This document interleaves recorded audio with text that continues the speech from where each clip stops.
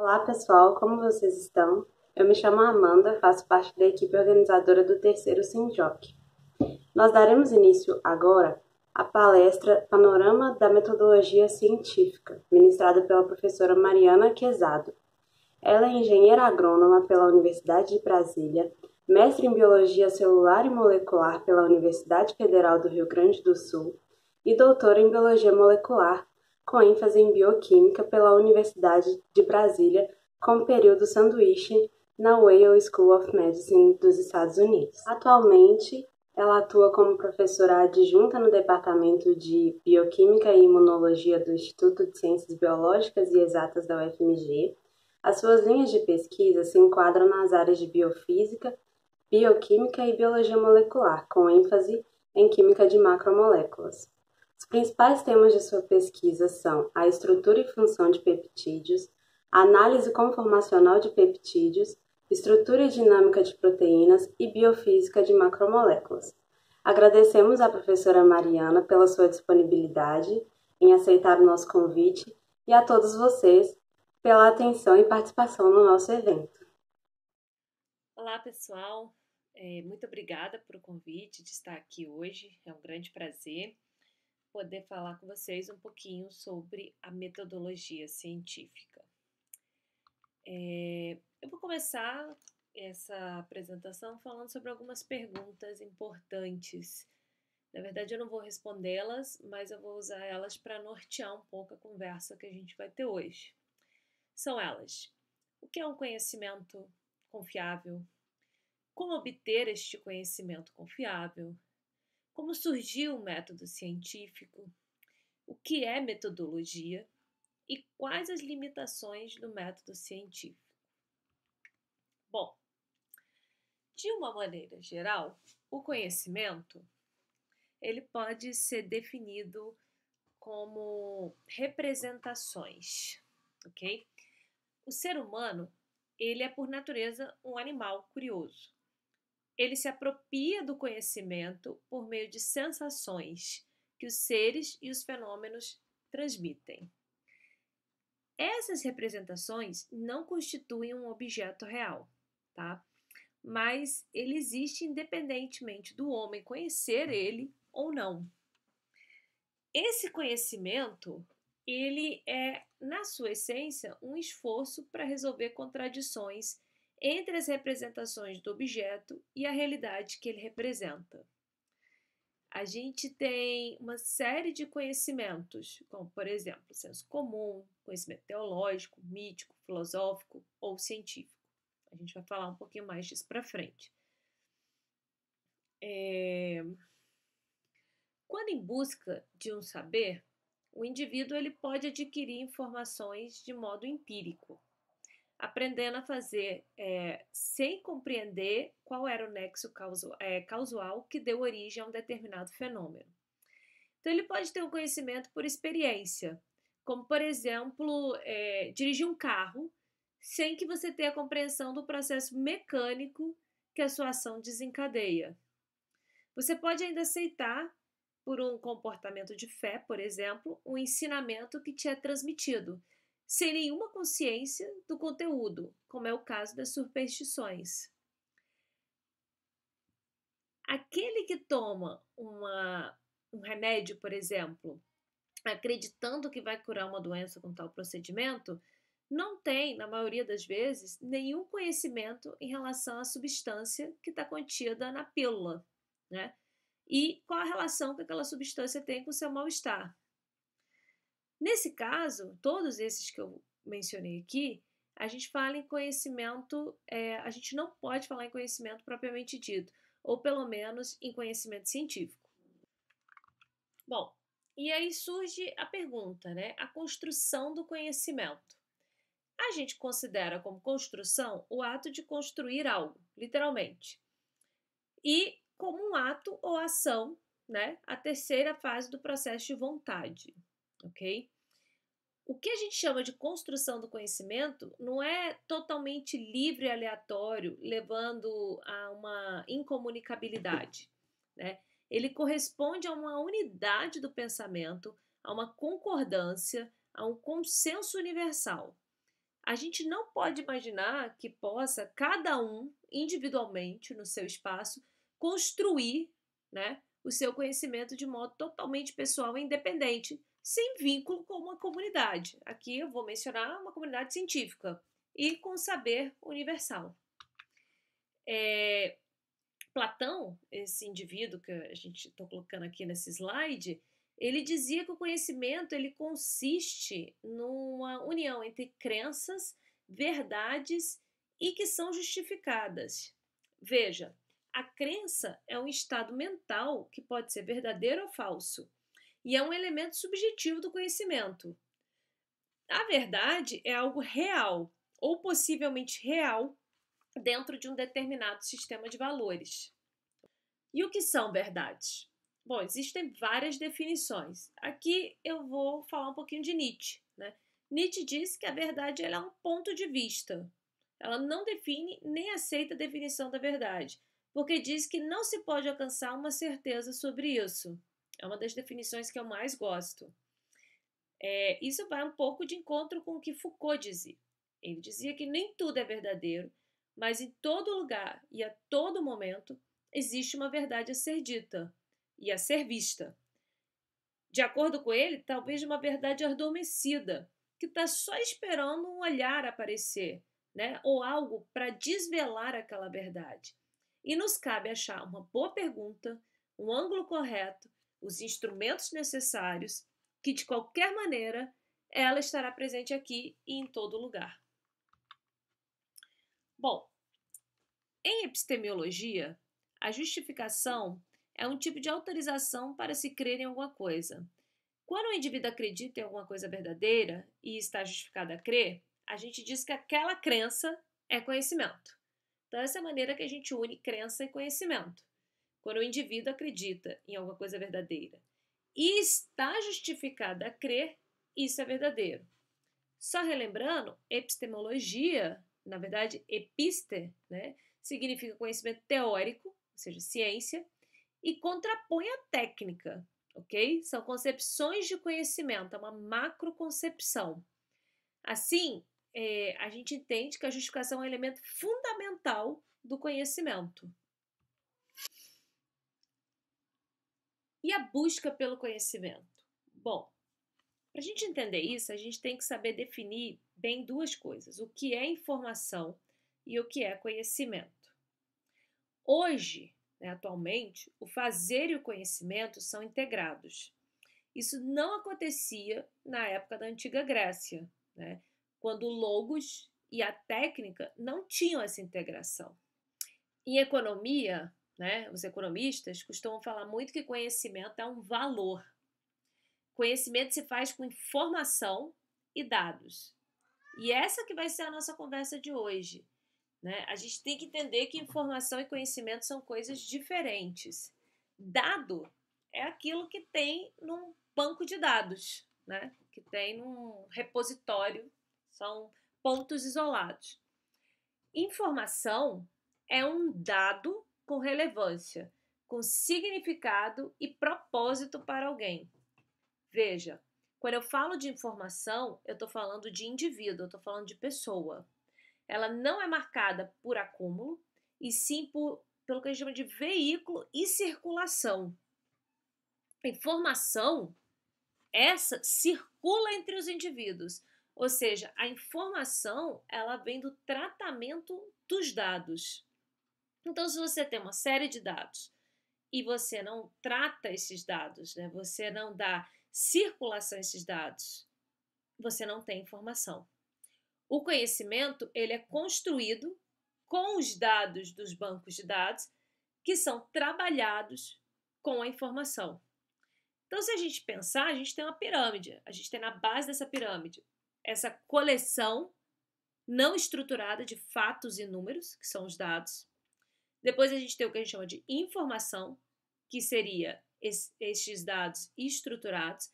E no topo da pirâmide a gente tem o que a gente chama de conhecimento, que muitas vezes é definido como a informação sobre a informação.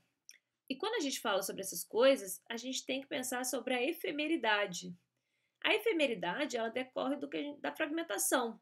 A informação por natureza, ela é um fragmento. Veja, então tem o dado, coleção não estruturada de fatos, e eu tenho informação, que é algo fragmentado. A informação nasce e morre o tempo todo. Grande exemplo é o jornal. As notícias que surgem, manchetes. Se isso não é unido numa coisa maior, isso não tem efemeridade. O conhecimento em si, ele tem história. O conhecimento, a gente diz que ele evolui. Bom, mas existem diferentes tipos de conhecimentos, ok? Um deles é o que a gente chama de conhecimento empírico, que é o conhecimento que a gente adquire no cotidiano, por meio das nossas experiências. Ele é construído por meio de tentativas e erros num agrupamento de ideias. E é aqui, no conhecimento empírico, que nós temos o senso comum. Na verdade, o conhecimento empírico ele é caracterizado pelo senso comum, pela forma espontânea e direta de entendermos. Ok?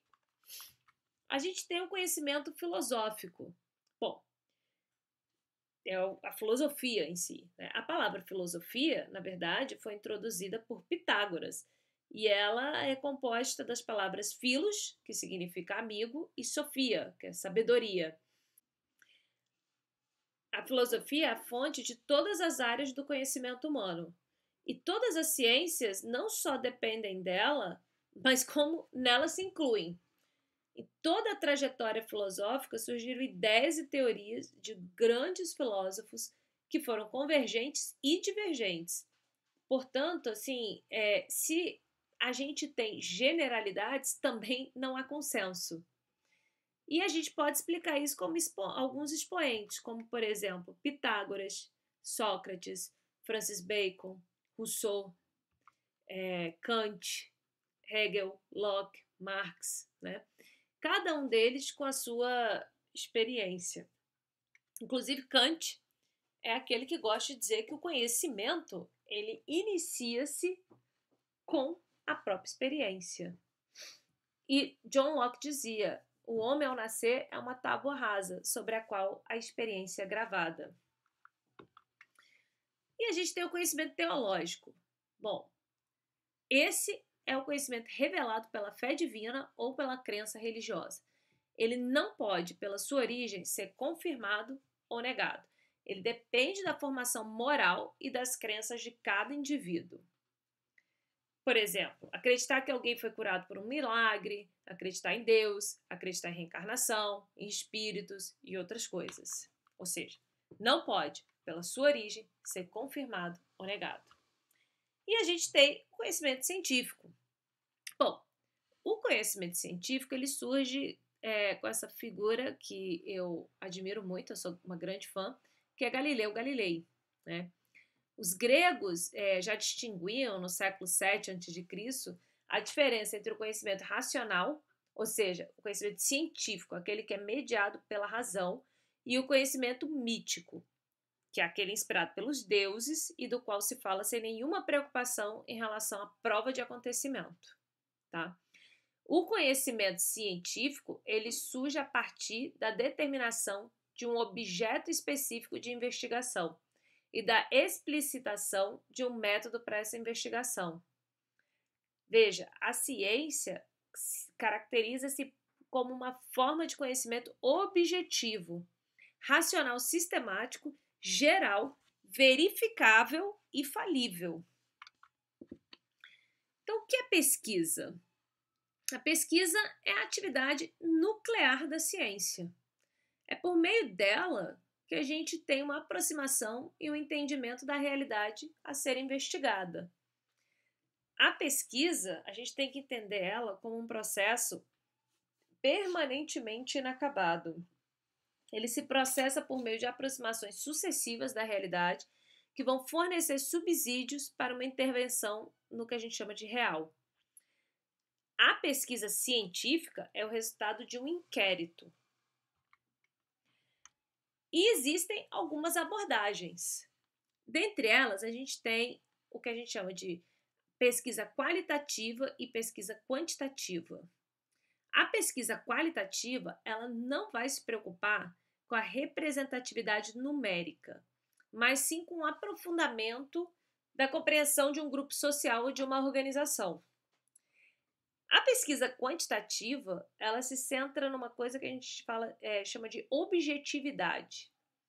Ela é extremamente influenciada pelo positivismo e a gente considera que a realidade só pode ser compreendida com base na análise do que a gente chama de dados brutos, que são coletados com auxílio de instrumentos padronizados e neutros. A pesquisa quantitativa, ela recorre a uma linguagem matemática para descrever as causas do fenômeno e a relação entre essas variáveis, entre outros exemplos que a gente pode dar. A utilização conjunta da pesquisa qualitativa e quantitativa vai permitir recolher mais informações do que se poderia conseguir com elas isoladamente, né? Então, isso é muito importante, a gente entender que a utilização conjunta tanto da pesquisa qualitativa e quantitativa é o que vai permitir a gente agregar mais informação do que a gente conseguiria isoladamente e, a partir disso, construir um conhecimento. Existem alguns tipos de pesquisa, né? A gente tem o que a gente define como pesquisa básica, que tem como objetivo gerar conhecimentos novos, úteis para o avanço da ciência, sem aplicação prática prevista. Então, ela envolve verdades e interesses universais. Existe a pesquisa aplicada, que ela tem como objetivo gerar conhecimento para aplicação prática, dirigidos à solução de problemas específicos. Ela envolve verdades, mas aqui a gente tem interesses locais, não mais interesses universais. A gente tem uma coisa que a gente chama de pesquisa exploratória, que o objetivo dela é proporcionar maior familiaridade com algum tipo de problema, como torná-lo mais explícito ou como construir as hipóteses. A grande maioria das pesquisas ela envolve um levantamento bibliográfico, ou seja, um conhecimento da história, entrevistas, né, arguições e análise de exemplos que estimulem a compreensão. Existe uma pesquisa descritiva, que ela exige do investigador uma série de informações sobre a qual se deseja pesquisar. Então, ela descreve fatos e fenômenos de uma determinada realidade, como, por exemplo, uma análise documental. E a gente tem o que a gente chama de pesquisa explicativa. Essa se preocupa em identificar fatores que determinam ou que contribuem para a ocorrência de fenômenos. Na verdade, a pesquisa explicativa, literalmente, explica o porquê das coisas por meio dos resultados que ela oferece. Uma pesquisa explicativa, ela pode ser a continuação de uma pesquisa, por exemplo, descritiva. Existe a pesquisa experimental, né, onde o estudo experimental segue um planejamento rigoroso. As etapas da pesquisa, elas iniciam da formulação exata do problema e das hipóteses, que vão delimitar as variáveis precisas e controladas que vão atuar sobre um determinado fenômeno que se deseja estudar. Ok? Qualquer trabalho científico, ele inicia com uma pesquisa bibliográfica, objetivando-se sempre recolher informação ou conhecimento prévio sobre o problema a respeito do qual se procura uma resposta. E aí é que vem a metodologia. O que é a metodologia? Bom, metodologia é o estudo da organização dos caminhos a serem percorridos para se realizar uma pesquisa ou um estudo, ou para se fazer ciência. Ciência do latim, né, que quer dizer conhecimento, como se conhece. Conhecimento, a gente já sabe que é o quê? É aquele jargão, né, que eu falei, informações sobre a informação. A metodologia, ela tem uma preocupação com a validade do caminho escolhido para chegar a um fim proposto pela pesquisa. Então, ele busca conteúdo, que é o que a gente chama de teoria, e procedimentos, que é o que a gente chama de métodos. E ambos devem ser tratados de modo integrado. Bom, o método, se a gente for pensar na definição da palavra, é o emprego de procedimentos ou meios para a realização de algo, seguindo esse planejamento. Pode ser um processo lógico e ordenado de pesquisa ou de aquisição do conhecimento. Pode ser qualquer procedimento técnico ou científico. Pode ser um conjunto de princípios ou técnicas. né? Pode ser um modo de agir, uma maneira de se comportar. A evidência é algo muito importante para o método científico. O que é a evidência? É qualidade ou caráter daquilo que é evidente, incontestável, que todos veem ou podem ver e verificar e que não deixa dúvidas, tá? Algo que prova a existência de algo com certa probabilidade, né? Indício. O exemplo do dicionário é muito bom. O sangue na roupa é uma evidência do crime. Evidência, na filosofia, é a constatação de uma verdade, de conhecimento que, pelo grau de clareza, não suscita nenhuma dúvida, segundo o racionalismo cartesiano. Ou seja, quando a gente estava falando lá atrás na construção do conhecimento sobre o que são verdades, a gente está falando na busca por evidências. E a lógica também é muito importante para a gente, porque a lógica é aquela parte da filosofia que se ocupa das formas do pensamento, né? E das operações intelectuais. É uma sequência coerente dessas ideias. Então, é um elemento muito importante. E além da lógica, as pressuposições, ou seja, proposição de cuja afirmação categórica depende a verdade ou a falsidade de uma proposição. Veja que a criação de mitos, ela é muito fácil, né? Ela parte do senso comum, que é a necessidade de resolver problemas imediatos. Não planeja, instintiva, espontânea, subjetiva e ela é acrítica a opiniões e valores de quem o produziu. O conhecimento, ele sempre se dá do concreto, do bruto, né? Mesmo que com pouca teoria, porque o bruto é essa pouca teoria, com poucas correlações, algumas informações perdidas que criam um objeto abstrato. Veja, o conhecimento ele não surge do abstrato, o conhecimento ele surge do concreto. São as pequenas informações não lapidadas que vão criar o objeto abstrato. Essas abstrações são o meio do processo. As abstrações estão sempre no meio do caminho. E é a partir dessa abstração que vão surgindo as imagens do concreto. E isso é muito importante para a gente entender, porque o que é o método científico? O método científico é o método empírico de aquisição do conhecimento que caracteriza o desenvolvimento da ciência, né? Desde muito tempo. Como a gente falou antes, existem princípios desse método. A observação da natureza é feita pelas ciências naturais, a formulação de hipóteses, a medição, a experimentação para averiguar se a hipótese permanece verdadeira ou se ela não é falseada.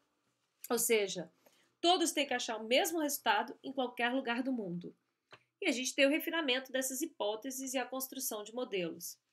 Veja que, quando a gente fala em método científico, a gente fala em observar, ou seja, perceber, coletar dados sobre o fenômeno, sobre o produto ou processo. A gente tem que analisar, né, aquele dado que a gente coletou.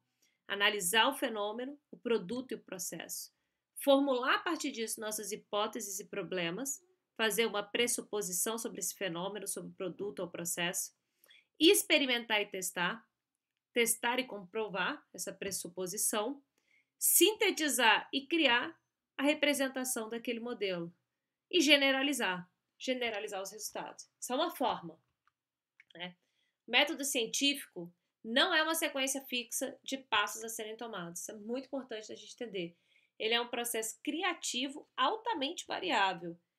A ciência ela possui princípios gerais que devem ser dominados para a gente entendê-la e para ser produtivo. Sabendo disso, a gente sabe que a gente tem um modo dedutivo e indutivo.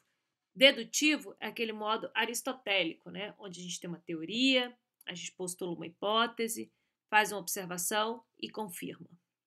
Ou indutivo, que é a ciência que a gente brinca que é sherlockiana, onde a gente observa alguma coisa, procura um padrão, desenvolve uma hipótese e postula uma teoria. E o que a gente faz no final é criar modelos, né? O modelo, ele é uma aproximação da verdade, ok? Ele é uma representação em escala reduzida de um objeto. Os fatos, eles não contêm iluminação própria, tá? É necessária imaginação para conectar fatos numa explicação semântica a que a gente dá esse nome de modelo. Modelos também podem ser propostos em linguagem matemática, tá? Um modelo teórico, ele se sustenta devido ao poder de previsão do universal. Veja, previsão.